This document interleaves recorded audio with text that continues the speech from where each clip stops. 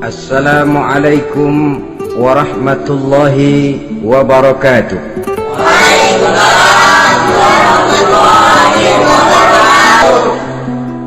Bismillahi walhamdulillah, wassalatu wassalamu ala sayyidina rasulillah wa ala alihi wa sahbihi wa mawalah.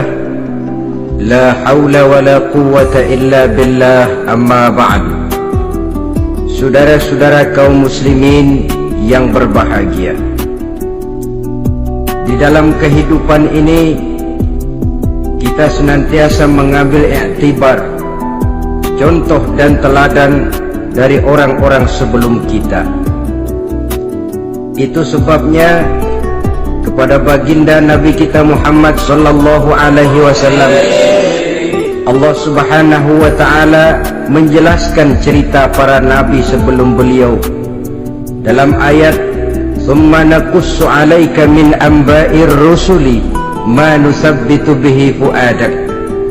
Demikianlah kami ceritakan kepadamu wahai Muhammad sebagian dari kisah para rasul-rasul sebelum kamu, yang dengan itu akan memperkuat hatimu, meneguhkan keyakinanmu dan memantapkan pendirianmu. Inilah manfaatnya belajar dari sejarah. Jadi jangankan kita, baginda Nabi sendiri pun oleh Allah subhanahu wa ta'ala diceritakan sejarah para nabi sebelum beliau, yang dimusuhi oleh umatnya, yang dicaci maki oleh kaumnya, yang terusir dari kampung halamannya, bahkan sampai ada yang terbunuh oleh umatnya. Itu seluruhnya merupakan iktibar manusabbitu bihi fu'adak, untuk memantapkan langkahmu, meneguhkan keyakinanmu dan menguatkan pendirianmu menghadapi perjuangan ini. Sehubungan dengan itu, pada pertemuan kali ini Al-Fakir ingin menyampaikan satu cuplikan kecil dari kehidupan seorang sahabat utama baginda Nabi, yaitu Sayyidina Umar ibn al-Khattab radhiyallahu anhu. Beliau adalah Umar bin Khattab bin Nufail bin Abdul Uzza dari suku Quraisy, golongan Bani Adi. Perawakannya tinggi, kekar dan gagah, melambangkan sifatnya yang pemberani, tegas, dan tidak pernah kenal takut kepada siapapun. Sebelum mendapat hidayah, Umar bin Khattab termasuk orang yang berdiri di barisan orang-orang yang memusuhi umat Islam. Ia terperangkap dalam tradisi jahiliyah, di mana gemar berperang dan bermabuk-mabukan juga merupakan hal-hal yang pernah dilaksanakan dalam kehidupannya sebelum beliau masuk ke dalam agama Islam. Oleh karena itu, dalam kehidupan beragama, hidayah merupakan sesuatu yang penting. Bagaimanapun banyaknya dosa dan kesalahan yang telah dilakukan oleh seseorang, tidak seharusnya menyebabkan ia putus asa dari rahmah Allah. Sebaliknya, bagaimanapun banyak kebajikan dan kebaikan yang sudah dikerjakannya, tidak perlu membuat dia besar hati, puas, bangga, apalagi menjadi lalai karenanya. Sebab kita belum tahu akan bagaimana ujung perjalanan dari kehidupan kita ini. Saudara-saudara, kisahnya pun masuk Islam merupakan peristiwa yang menarik. Pada satu hari, dengan pedang terhunus, Umar bin Khattab menuju Darul Arqam, tempat di mana baginda Nabi biasa berkumpul dengan para sahabat. Melihat mukanya yang beringas, matanya yang nanar, orang sudah menyangka dan mengerti ini tentu akan terjadi pembunuhan. Dalam perjalanan menuju Darul Arqam, Umar bertemu dengan Nuaim bin Abdullah.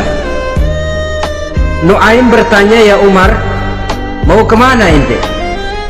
"Mau membunuh itu, si murtad itu kan." "Si murtad yang mana?"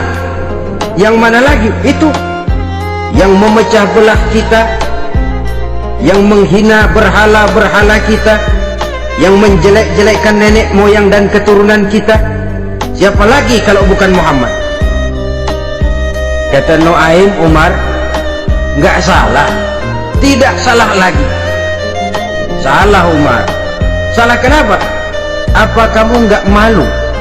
Kamu mau pergi membunuh Muhammad, sementara adikmu sendiri Fatimah, dia sudah termasuk salah seorang pengikut Muhammad. Mendengar ini, muka yang memang tadinya sudah marah dan merah, tambah jadi kelabu. Bukan main mangkelnya Umar bin Khattab. Orang lain dia musuhi, orang lain dia kejar-kejar, ini malah adiknya sendiri menjadi pengikut dari baginda Nabi. Tidak jadi menuju Darul Arqam, dia berangkat ke rumah adiknya Fatimah. Adapun di rumah Fatimah sedang berkumpul Fatimah, suaminya Sa'id bin Zaid, dan seorang sahabat Habbab ibnul Arad. Mereka sedang membaca Quran. Waktu itu Quran belum lagi dijilid macam sekarang, jadi masih merupakan suhuf atau lembaran-lembaran tercecer saja. Ketuk pintu, ya tentu tidak assalamualaikum karena dia belum Islam. Tok tok tok, siapa di luar? Umar. Mendengar suaranya saja, ini sahabat yang namanya Habbab ibnul Arad sudah lari ke belakang pintu. Sambil komat kamit baca doa mohon diselamatkan oleh Allah. Adapun Fatimah yang sedang memegang suhuf, lembaran tulisan Quran itu, menyembunyikan suhuf itu di belakang bajunya. Umar masuk. Fatimah, saya bang, apa benar berita yang saya dengar? Berita apa itu bang? Bahwa kau sudah masuk Islam. Bang, andai kata Muhammad memang benar, bagaimana? Sudahlah, jangan belit-belit, jawab saja, kau masuk Islam benar atau tidak? Ya. Saudara hadirin, begitu dikatakan iya, tangannya langsung melayang, menampar muka adiknya ini, sehingga mengalir darah dari hidungnya. Suaminya Sa'id bin Zaid yang mencoba melindungi istrinya, dipegang lehernya, dibanting, diduduki dadanya. Oh, ini jawara ini.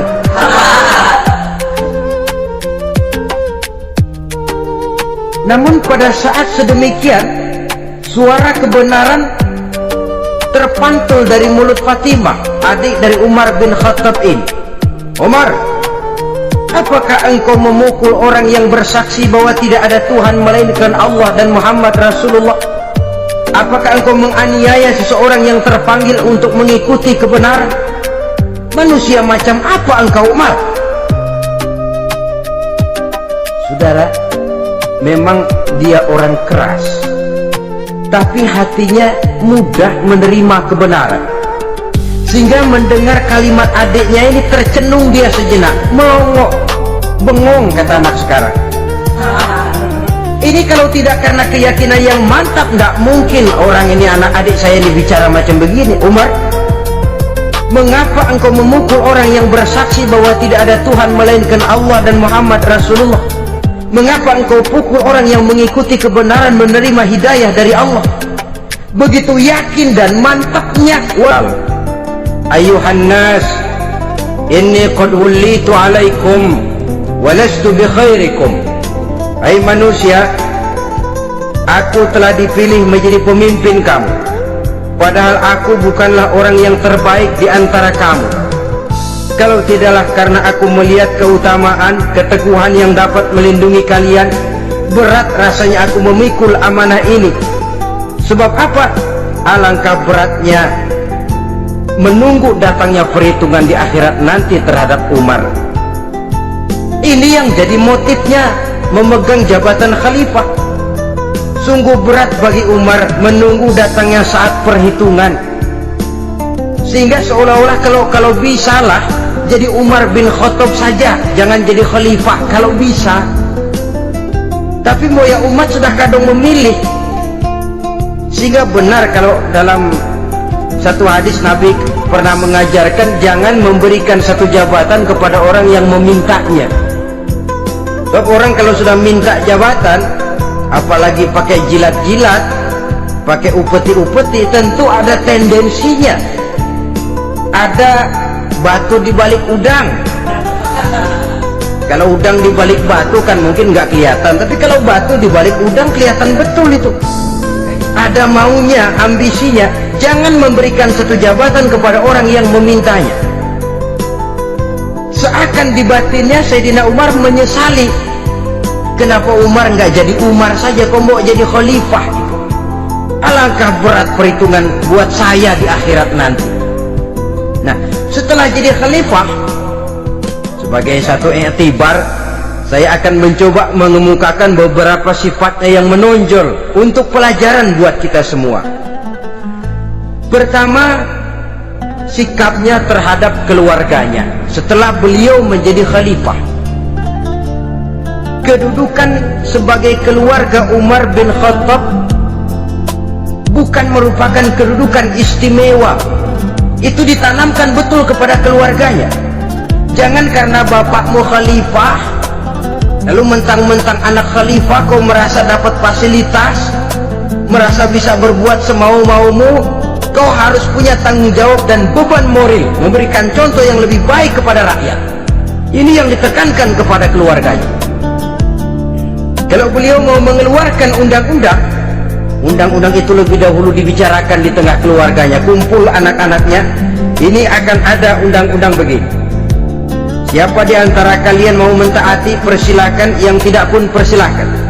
Tapi saya ingatkan, kalau ada dari keluarga Umar yang melanggar peraturan yang saya keluarkan ini, saya akan menghukumnya 2 kali lipat karena dia keluarga saya. Menghukumnya 2 kali lipat karena dia keluarga saya. Jadi bukan mentang-mentang anak babe lalu kebal hukum. Tidak. Siapa yang diantara kalian melanggar peraturan ini, akan aku kenakan hukuman 2 kali lipat karena dia keluarga. Nah, saudara hadirin yang saya hormati, lalu berwibawa, dijaga betul keluarganya. Suatu hari beliau datang ke rumah putranya Abdullah bin Umar. Ketika masuk, dilihatnya Abdullah bin Umar sedang makan daging. Makan daging, merah muka Umar. Mentang-mentang anak khalifah ya, mentang-mentang anak Amirul Mukminin ya, kamu makan daging. Lihat tuh, rakyat kita masih banyak yang kelaparan, makan daging, makan roti keras. Padahal itu halal, sesuatu yang diperoleh dengan usahanya sendiri. Tetapi begitu hati-hatinya Umar untuk menjaga pandangan orang. Keluarga khalifah merupakan beban moral sebab akan dijadikan contoh oleh rakyatnya. Mentang-mentang anak khalifah ya, makan daging. Lihat tuh rakyat, roti keras digarotin. Lain saat beliau pergi ke satu pasar. Di situ dilihat ada sapi gemuk-gemuk. Tempat lain sapinya kurus-kurus. Tanya, ini yang gemuk-gemuk sapi siapa? Sapi Abdullah bin Umar. Sapi anaknya. Panggil Abdullah bin Umar, suruh sini. Datang anaknya. Abdullah bin Umar, bagaimana ceritanya sampai ini? Begini Bapak, dahulu itu dengan uang saya beli sapi kurus-kurus, lalu saya rawat, saya berikan upah orang untuk merawat sapi-sapi itu sampai sekarang dia menjadi gemuk. Akan saya jual dan keuntungannya tentu sesuatu yang halal. Subhanallah, kata Umar, kau ini anak Amirul Mukminin, jual sapimu, ambil modalnya, untungnya masukkan baitul mal untuk urus kepentingan orang Islam. Dia nggak mau anaknya terlibat bisnis dompleng kekuasaan ayahnya. Karena mentang-mentang anak khalifah lalu segala macam bisnis lancar. Orang takut karena apa? Anak babe. Ada lagi, pada waktu pembagian harta ghanimah, putri beliau yang namanya Hafsah, ini adalah istri baginda Nabi, meminta bagian. Kaum kerabat ayah, ini kerabat khalifah, kitalah dulu kerabat. Kalau kau kerabatku, maka jatahmu nanti dari ayahmu. Harta ini masih lebih banyak dibutuhkan oleh orang-orang Islam. Nanti belakangan kalau ada sisanya. Belakangan kalau ada sisanya. La haula wala quwwata illa billah.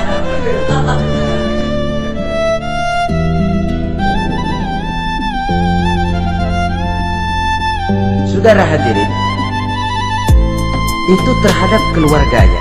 Kemudian apa sifat-sifat yang menonjol dari kepemimpinannya? Pertama, kesederhanaannya.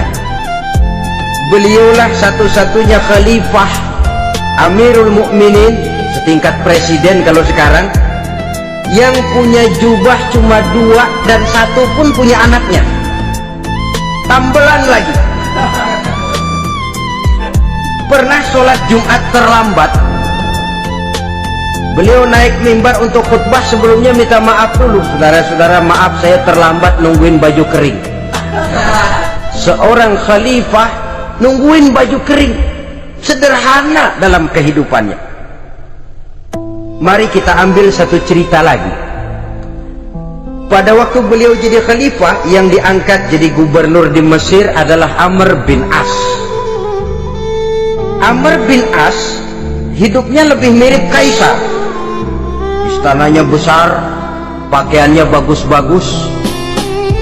Nah, yang paling mengganggu pikiran Amr bin As, di sebelah istananya ini ada gubuk reok, kepunyaan orang Yahudi lagi. Ini nggak pantas bener, masa di samping istana gubernur ada gubuk reot, orang Yahudi lagi yang punya.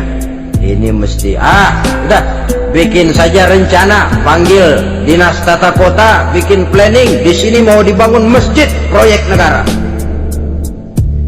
Bikin gambarnya, susun anggarannya, tender. Saudara-saudara, si Yahudi yang punya gubuk reot dipanggil. Yahudi, ada apa, Pak? Kamu tahu nggak? Enggak. Ya memang belum saya kasih tahu.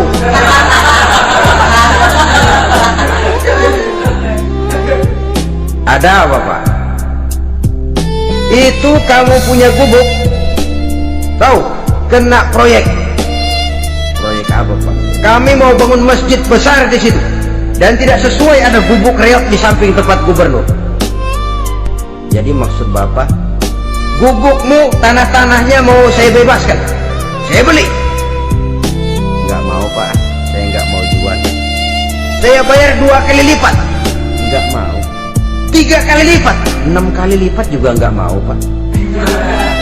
Saya dari muda peres keringat banting tulang cuma segitu-gitunya, Pak, tempat saya tinggal. Gubuk reot sama tanahnya sedikit, makmur saya, Pak, cuma rumah sama sumur.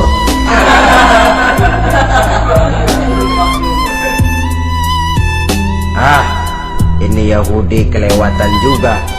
Akhirnya turun perintah, sudah, kalau dia nggak mau dibebaskan, gusur saja, tarik, ambil bulldozer, gusur. Yahudi ini berurai air matanya. Aduh, begini jadi rakyat kecil, udah jatuh ke diban ember lagi. Tapi pikir-pikir Amr bin As kan bukan yang paling atas. Kalau gubernurnya saja istananya begitu mewah, apalagi khalifahnya. Kalau gubernurnya galak main gusur, apalagi khalifahnya. Dan saya bukan orang Islam, apa dia lemin ngadu? Apa dapat tanggapan? Berangkat dia sambil harap-harap cemas. Sampai di pintu kota Madinah, dia temui orang lagi tidur di bawah pohon korma. Selamat siang, Pak. Ada apa? Anu Pak. Anu apa? Mau lapor. Lapor apa? Bapak tahu Khalifah Umar bin Khattab? Tahu? Istananya di mana Pak? Istananya di atas lumpur. Di atas lumpur. Di atas lumpur. Pengawalnya banyak. Banyak. Siapa?